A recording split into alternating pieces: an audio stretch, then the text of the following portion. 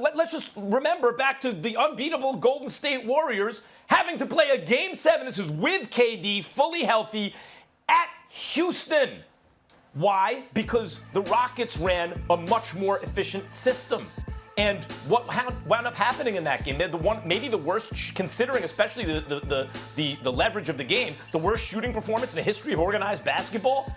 What were they, 1 for 27 or something, or 30 at one point from 3? And Harden, the leader of the team, was ice cold. And they were getting some open looks. Ice cold. And that's anecdotal, I get it. And I could talk about him looking to get the call against Draymond Green, jumping under his legs instead of hitting the shot to steal a game at Golden State, last year. I can talk about those kind of anecdotal kind of instances of James Harden's career. But I'll get statistical with you. In the regular season, his PER, which is mainly an offensive measurement, which he benefits from because he's an underrated defender but not a great defender, he is at MVP levels. He's around 30 on average, maybe a tick under 30 on average. It's amazing. An MVP caliber player regular season. You know what he is in the playoffs? I'm just going the last 3 years. Forget about career. Last 3 years when he's really had a shot. 23, 24.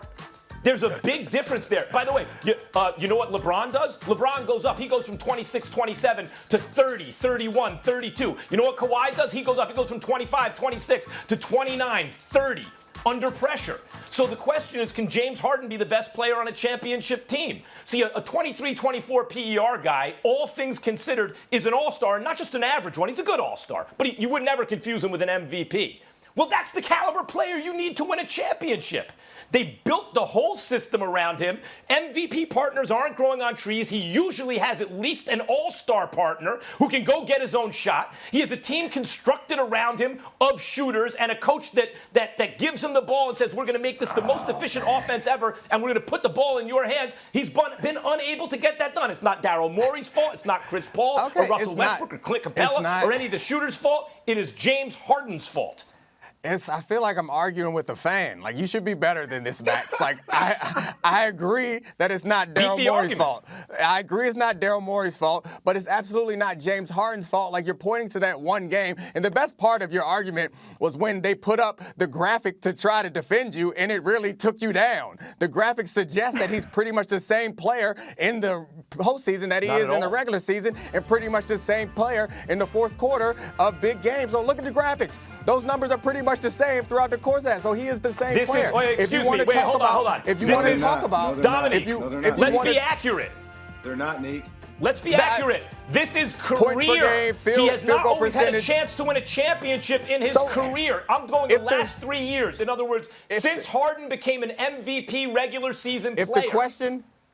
If the question is who is to blame for Harden not winning the championship, you can go back to Sam Presti for trading him away from that super team. You can go on to Chris Paul's hamstring. You can also go to the fact that they were extremely unlucky and were like shooting 14 or 15% from three in that one game. You can also go to how unlucky they were for the cap spike to allow Kevin Durant to go to Golden State and build. We all agree that's the best team that ever existed. Like, there are so many other reasons for James Harden not winning a championship besides James Harden. He's done his part. He's put up big numbers in big situations. Granted, that one game, you're going to point to that one game where he has. No, he hasn't. He got 40-point games. Guys, let me jump in for one second. Go ahead, Jay. If we're looking at this reasonably, of course, there's multiple factors that go into why James Harden didn't win a championship. It's just not all James Harden's fault. But I will say this.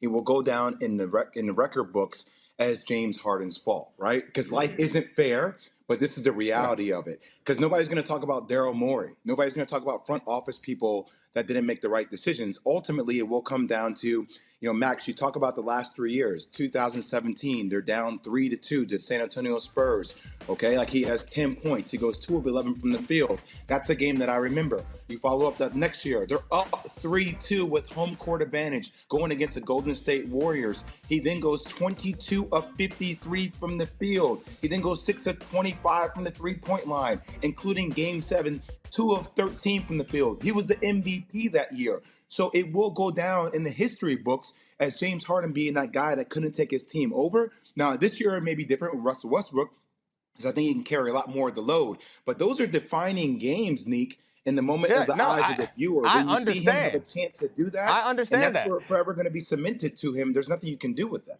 I understand, and I agree that people will say that, and as we get further away from this, they'll say, "Oh, James Harden couldn't do it."